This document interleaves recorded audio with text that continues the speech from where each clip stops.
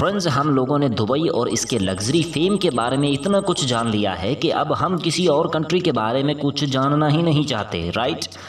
एक बात तो आपको माननी ही पड़ेगी कि ऐसी कंट्रीज़ भी हैं इस दुनिया में। ऐसी कई कंट्रीज़ मौजूद हैं जिन पर अगर फाइनेंशियल क्राइसिस ना आते तो शायद वो आज नेम और फेम के मामले में दुबई से भी कहीं आगे होते, और इन्हीं में से एक है कुवैत। फ्रेंड्स, अगर आप भी कुवैत को एक आम कंट्री समझ रहे हैं तो ठहरिए। दुनिया में सबसे महंगी करेंसी कुवैती दिनार है। जहां सारी दुनिया को डॉलर ने पीछे लगा रखा है, वहीं कुवैती दिनार ने डॉलर को भी अब पीछे छोड़ रखा है। जी हां, सिर्फ एक कुवैती दिनार के बदले 3.2 यूएस डॉलर मिलते हैं। कुवैत भले ही साइज़ में बहुत छोटा है, लेकिन फिर भी ये मिडल ईस्ट का दूसरा सबसे अमीर मुल्क है। इस अमीरी की वजह वहाँ से निकलने वाला क्रूड ऑयल है। हर साल में कुवैत 300 करोड़ बैरल्स से भी ज़्यादा ऑयल प्रोड्यूस करता है, जिस वजह से ये दुनिया के गिने चुने अमीर मुल्कों में ऑयल प्रोड्यूस करने वालों में शुमार होता है। अब हम ज़रा उस टॉपिक पर आते हैं जिसकी वजह से आप इस वीडियो पर आए हैं, राइट। सबा अल अहमद सी सिटी। सबा अल अहमद सी सिटी, इस सी सिटी को बनाना कुवैत के बिजनेस टाइकून खालिद अल मरजूक का ख्वाब था।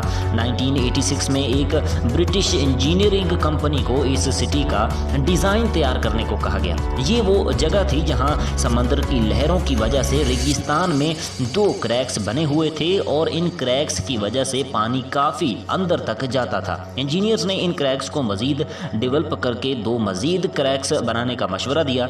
अभी काम स्टार्ट ही हो रहा था कि 1990 में इराक ने कुवैत पर हमला बोल दिया।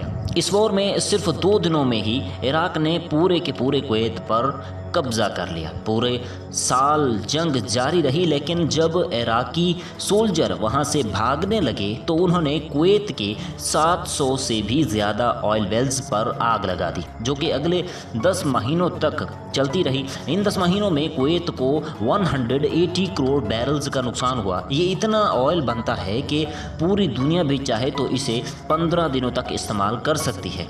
1.5 अरब डॉलर खर्च करके आखिरकार इस आग पर काबू पाया गया। जब कुछ साल मेहनत करने के बाद कुवैत इस नुकसान से बाहर निकला तो दुनिया में कई सारे मेगा प्रोजेक्ट्स पहले से ही कंप्लीट हो चुके थे, और कई इनमें से ऐसे थे कि जिनकी कंस्ट्रक्शन भी जारी हो चुकी थी, जिनमें दुबई के 7 स्टार होटल, बुर्ज अल अरब और पाम आइलैंड्स सबसे आगे थे, जिनके सामने ये सी सिटी प्रोजेक्ट बस नाम के लिए ही वैल्यू रखता था। लेकिन फिर भी 2004 में सी सिटी के कंस्ट्रक्शन स्टार्ट हो गई। इस सी सिटी की वजह से कुवैत की कोस्ट लाइन में टोटल 250 किलोमीटर का इजाफा होने जा रहा था। जिन बीचेस पर खूबसूरत घर और लग्जरी विलाज के अलावा और भी बहुत कुछ बनना था, इतने ज़्यादा बीचेस के लिए स्पेशल किस्म की सैंड दरकार थी, जो कि बीचेस पर मामूली तौर पर मौजूद होती है, क्योंकि इस सैंड्स के पार्टिकल का साइज़ काफ़ी मोटा होता है नॉर्मल के मुकाबले में। लिहाजा कुवैत के डेजर्ट से इन बीचेस के लिए रेत को फिल्टर करके मोटे साइज़ की सैंड को लाया गया। बीचेस की सैंड को समंदर की लहरों से बचाने के लिए जो पत्थर इस्तेमाल किए गए थे, उन्हें सऊदी अरब से लाया जाता था। 3 साल की लगातार मेहनत के बाद सी सिटी के 3 फेज़ कंप्लीट हो चुके थे। अब बारी थी शानदार लॉन्च पार्टी की। लॉन्च पार्टी में भरपूर खर्चा करके उस वक्त के हुकूमत के अमीर सबा अल अहमद ने इस सी सिटी को अपना नाम भी दे दिया, और तब से इसे सबा अल अहमद सी सिटी के नाम से पुकारा जाने लगा। इस प्रोजेक्ट के अब तक सिर्फ 4 फेज़ ही कंप्लीट हुए हैं, और इतनी सारी कॉम्प्लिकेशंस के बाद आज 32 साल गुजर गए हैं, लेकिन फिर भी 5वें फेज़ की कंस्ट्रक्शन अभी भी जारी है।